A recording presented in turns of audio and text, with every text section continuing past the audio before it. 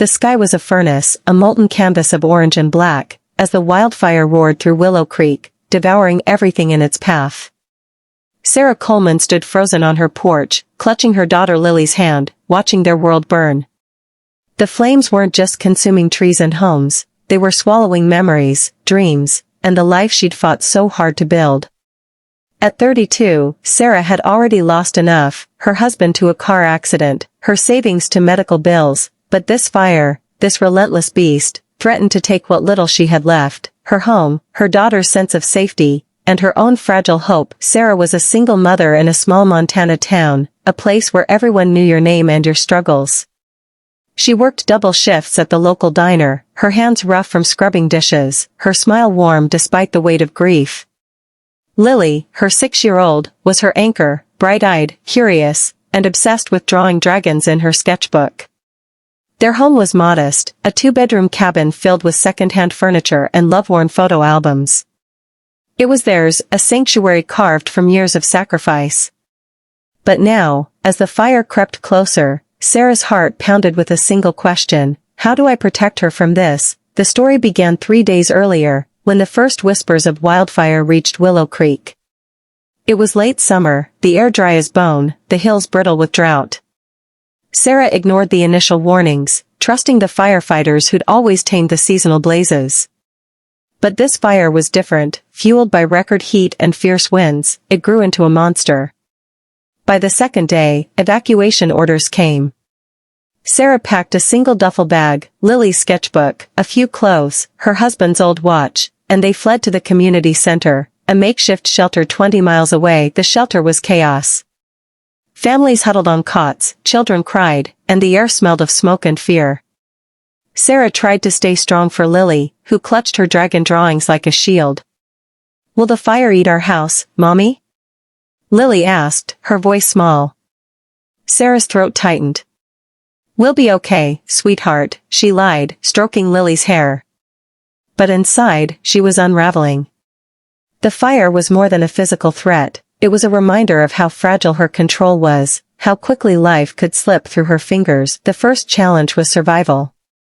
The shelter was overcrowded, supplies were limited, and rumors swirled about the fire's path. Sarah overheard a firefighter say the blaze was unpredictable, a word that lodged in her chest like a splinter. She volunteered to help distribute food, hoping work would distract her from the dread. She met Javier, a volunteer firefighter with kind eyes and a tired smile, who'd been battling the blaze for days. "We're doing everything we can," he told her, but his voice carried the weight of doubt. Javier had his own struggles, his family's ranch was in the fire's path, and he hadn't slept in days. Yet he stayed, driven by a quiet determination to protect his town. As the days dragged on, Sarah faced a second challenge, keeping Lily's spirit intact. The shelter was no place for a child's imagination. Lily stopped drawing, her pencils untouched, her eyes dull. Sarah tried storytelling, weaving tales of brave dragons who fought fires, but Lily's questions grew heavier. "Why does everything bad happen to us?" she asked one night, tears streaking her face. Sarah had no answer. Her own grief, buried since her husband's death, resurfaced like a ghost. She felt like a failure, unable to shield her daughter from pain. But then she remembered her husband's words: "You're stronger than you know, Sarah. You always find a way." The turning point came on the 4th day, when Javier brought news: the fire had reached their neighborhood. Sarah's heart sank, but Javier offered a glimmer of hope. "Some homes might make it," he said. The wind shifting. Sarah clung to those words, but the real shift happened within her. She realized she couldn't control the fire, but she could control how she faced it.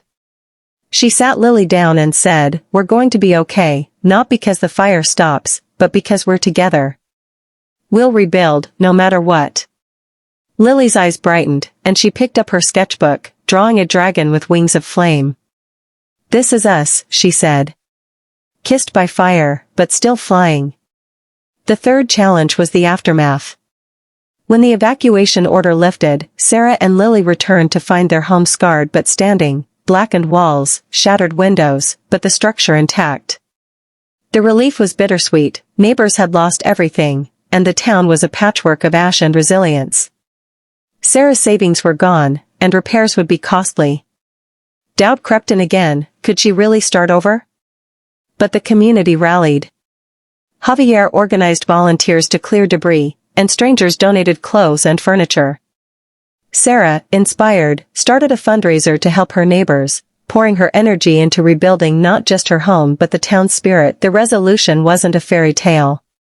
The fire left scars, on the land, on Sarah's heart, on Lily's sense of safety. But it also revealed strength. Sarah found purpose in helping others, her diner shifts now filled with laughter as she shared stories of survival. Lily's drawings covered the repaired walls of their home, each dragon a testament to their courage. Javier became a friend, his quiet support a reminder that no one rebuilds alone. Sarah learned to embrace the fire's lesson. Life could burn you, but it could also forge you into something stronger. By the time Willow Creek began to heal, Sarah stood on her porch again, Lily beside her, watching the sunset paint the sky in hues of fire. The view was different now, not a threat, but a promise. They had been kissed by fire, marked by its heat, but not consumed. The town was rebuilding, house by house, heart by heart.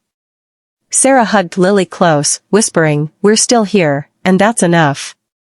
The words carried a truth she'd carry forever. Strength isn't about avoiding the flames, it's about walking through them and emerging whole. The story ends with a message for anyone watching. Life will test you, burn away what you thought you needed, but it also reveals what you're made of. You don't have to face the fire alone. Reach out, hold tight, and keep going. Like Sarah and Lily, you'll find that even in the ashes, there's a spark to start again.